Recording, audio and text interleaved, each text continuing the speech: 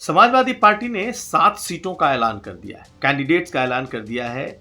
लेकिन सपा के भीतर बेचैनी यह है कि कांग्रेस पार्टी जिसके लिए 2 सीटें छोड़ी गई हैं, वो बिल्कुल शांत बैठी है। उसने अभी तक कैंडिडेट्स को लेकर कोई फैसला ही नहीं किया है और उस पर कोई बात ही नहीं कर रहा। तो क्या सपा और कांग्रेस का गठबंधन खटाई में है या फिर अब भी लास्ट मिनट एफर्ट के तौर पर फूलपुर या मझवा में कोई बात बन सकती है? क्या चल रहा है इस गठबंधन में, हम ये समझेंगे। ये भी जानिए कि कांग्रेस पार्टी आखिर क्यों इस बार नए तरीके से अखिलेश यादव पर दबाव बना रही है और उस दबाव का क्या कोई असर है या फिर समाजवादी पार्टी अपनी सीटों का के साथ साथ बची हुई सीटों पर भी ऐलान करेगी, इसको भी समझेंगे। और आखिर में बीजेपी के सहयोगी दल निषाद पार्टी को लगता है कि वो भी सीटें पाने में कामयाब हो सकती है। क्या है कहानी संजय निषाद की, ये भी समझेंगे। तो आज का यूपी में आज हम इस गठबंधन के मुद्दे को समझने की कोशिश करेंगे। मैं हूं कुमार अभिषेक और आप देख रहे हैं यूपी तक और हम हाजिर अपने न्यूज शो आज का यूपी लेकर। तो समाजवादी पार्टी ने अपने 7 उम्मीदवारों का ऐलान कर दिया है, लेकिन 8वें उम्मीदवार का ऐलान अभी रोक रखा है, यानी कि कुनरकी का ऐलान बाकी है। यहां तक कि करहल में तो बाकायदा नॉमिनेशन भी दाखिल कर दिया है तेजप्रताप। लेकिन समाजवादी पार्टी के भीतर एक बेचैनी है। वो बेचैनी ये देखी जा रही है कि सपा ने अपने तरफ से कांग्रेस के लिए जो सीटें छोड़नी थी उन्होंने छोड़ दी हैं, लेकिन कांग्रेस भी बिल्कुल शांत बैठ गई है। यानी कांग्रेस की तरफ से भी बहुत ज़्यादा किसी सीट को लेकर न तो कोई उत्साह दिखाई दे रहा है, ना ही दोनों सीटों के कैंडिडेट्स को लेकर के किसी तरह की कोई बातचीत समाजवादी पार्टी के साथ की जा रही है। यानी कि बिल्कुल डेडलॉक सी स्थिति बनी हुई है। और डेडलॉक सी स्थिति इसलिए बनी हुई है क्योंकि कांग्रेस पार्टी को लगता था कि वो 5 सीटें मांगेगी, 5 सीटें इनफैक्ट उसने मांगा भी था। उसे उम्मीद थी कि उसे कम से कम 3 सीटें मिलेंगी और मझवा या फूलपुर में से कोई एक सीट तो उसे ज़रूर मिलेगी। अब आपको बताएं कि अखिलेश यादव ने मझवा और फूलपुर की सीट का ऐलान अपने पहले ही लिस्ट में कर दिया।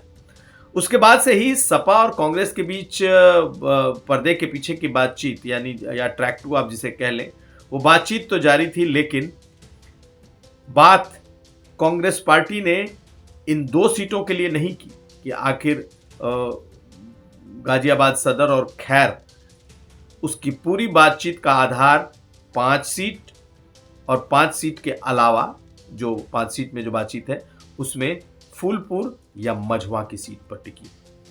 दोनों के बीच कम्युनिकेशन गैप इस कदर है कि अब सपा के अंदर यह बेचैनी बढ़ रही है कि क्या सचमुच जिस बात को कांग्रेस की तरफ से सोर्सेज से निकल करके आ रही है कि कांग्रेस पार्टी चुनाव ही नहीं लड़ेगी, कांग्रेस पार्टी ये चुनाव समाजवादी पार्टी के लिए छोड़ देगी क्योंकि उसे लगता है कि उसे सम्मानजनक सीटें नहीं मिल रही। इस गठबंधन में सम्मानजनक तरीके से ये गठबंधन नहीं हो रहा, इसलिए वो इसे छोड़ भी सकती है। और यही बात समाजवादी पार्टी को बेचैन कर रही है। समाजवादी पार्टी को मालूम है कि 2024 का जो चुनाव है उसमें कांग्रेस के साथ सपा का गठबंधन सोने पे सुहागा साबित हुआ। लेकिन जब उपचुनाव की बारी आई है तो समाजवादी पार्टी ने कांग्रेस पार्टी को उनके मन की सीट नहीं दी। हालांकि मजबूत कांग्रेस नहीं है, लेकिन कांग्रेस चाह जरूर रही है कि उसे फूलपुर या मझवा दी जाए। और जैसे ही समाजवादी पार्टी ने, अखिलेश यादव ने उन दोनों सीटों पर अपने कैंडिडेट उतारे और जैसे ही पश्चिम की 2 सीटें समाजवादी पार्टी ने कांग्रेस के लिए छोड़ दी, वैसे ही दोनों पार्टियों के कम से कम प्रदेश नेतृत्व या प्रदेश स्तर के जो नेता हैं उनके बीच की जो बातचीत है वो लगभग बंद हो गई। बीच बीच में प्रभारी और जो इधर से तय किए गए उन लोगों के बीच औपचारिक अनौपचारिक बातचीतें चल रही है, लेकिन ये बात आगे नहीं बढ़ पा रही। और उसके पीछे की वजह है कांग्रेस का भी टफ स्टैंड। और कांग्रेस का टफ स्टैंड ये है कि अगर इस बार हम नहीं लड़ पाए तो फिर इस लड़ाई का क्या फायदा। प्रयागराज सीट जीते हैं पार्लियामेंट में और अगर प्रयागराज के आसपास की सीटों में से एक भी नहीं लड़े तो फिर कांग्रेस के होने का क्या फायदा। ये एक फीलिंग है जो इस वक्त कांग्रेस पार्टी में है और समाजवादी पार्टी के भीतर ये उत्सुकता है, ये एक उत्कंठा है कि आखिर वो 2 सीटें जो उनके लिए छोड़ दी गई हैं उस पर वो ऐलान कर क्यों नहीं रहे हैं। कांग्रेस पार्टी भी इस बार माइंड गेम खेलती हुई दिख रही है।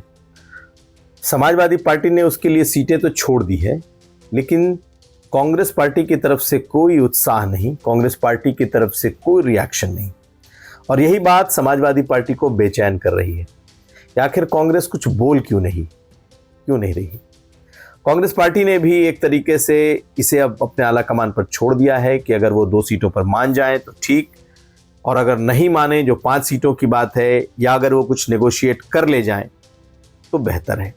नेगोशिएशन में बस 1 सीट है कि कोई 1 सीट मिल जाए, मझवा या फूलपुर में। फूलपुर पर ज़्यादा उनका जोर है, लेकिन सपा के लिए ये एक तरीके से ऐसा जिसे कहते हैं टफ टाइम दे रही है कांग्रेस कि समाजवादी पार्टी कल को ये कहने को मजबूर होगी कि अगर कांग्रेस नहीं लड़ेगी तो हम अपने उम्मीदवार उतारेंगे। इनफैक्ट समाजवादी पार्टी के भीतर ये चर्चा भी चल रही कि कांग्रेस का बहुत ज़्यादा इंतज़ार नहीं कर सकते, आने वाले 1-2 दिन बहुत क्रूशियल हैं। उसमें बाकायदा समाजवादी पार्टी के इन 2 विधानसभा के नेता लखनऊ में बैठे हैं कि कांग्रेस पार्टी को अगर ये सीटें ना मिले तो वो लोग बी फॉर्म लेकर के जाएं और चुनाव लड़ें।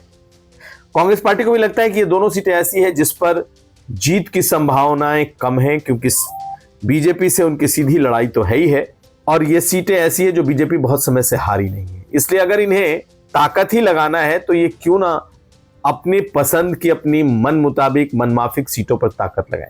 ऐसे में कांग्रेस की तरफ से कोई उत्साह नहीं है जो 2 सीटें समाजवादी पार्टी ने उनके लिए छोड़ रखी है।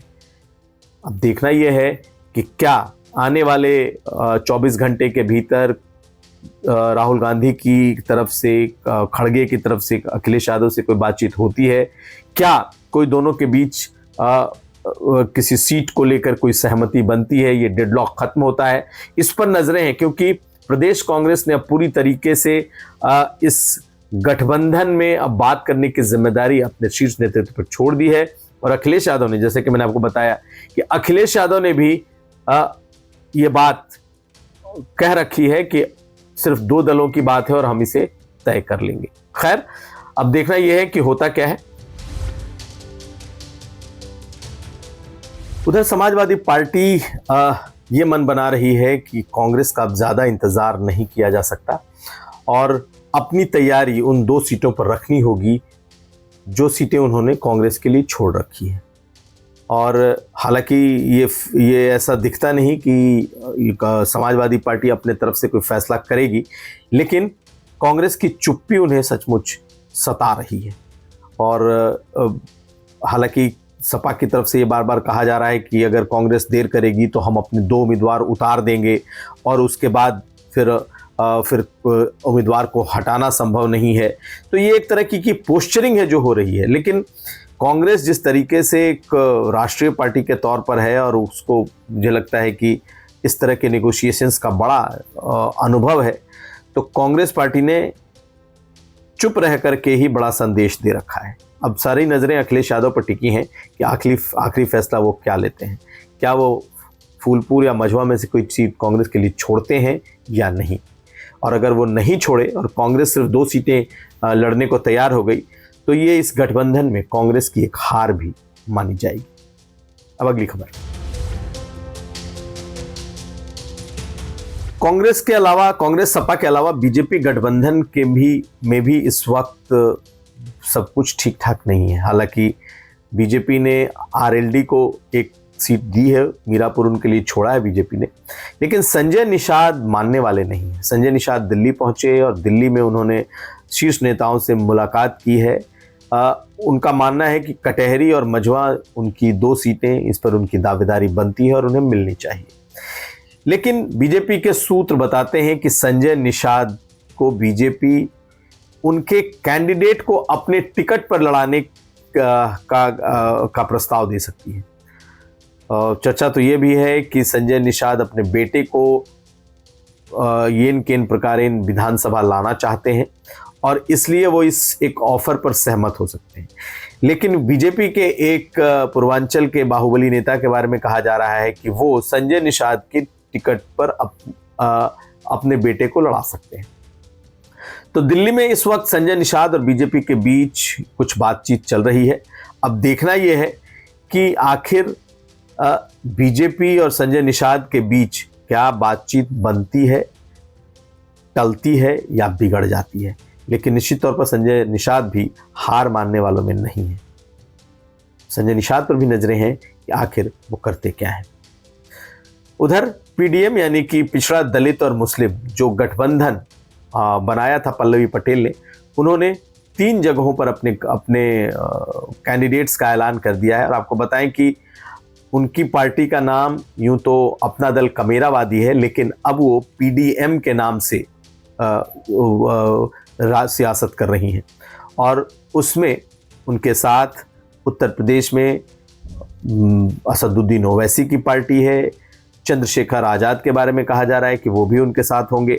लेकिन 3 कैंडिडेट का ऐलान पल्लवी पटेल की तरफ से हुआ है। तो दूसरे तरफ भी जो गठबंधन है वो इस वक्त अपनी जोर आजमाइश में जुटा है। लेकिन 25 अक्टूबर आखिरी तारीख है जब इस उपचुनाव के लिए नामांकन होना है। आज 22 तारीख खत्म हो गई, यानी कि 2 दिन और तीसरे दिन का 5 बजे तक का वक्त बाकी है। और अब देखना यह है कि कितनी जल्दी सभी दलों के बीच में टिकटों का ऐलान हो जाता है, बंटवारा होता है, और क्या सचमुच सभी गठबंधनों में सब स्मूथ होता है या फिर किसी गठबंधन के लिए यह उपचुनाव भारी पड़ने वाला है। तो ये था आज का यूपी। हम कल फिर हाजिर होंगे। हमें दीजिए इजाजत। आप देखते रहिए यूपी तक। नमस्कार।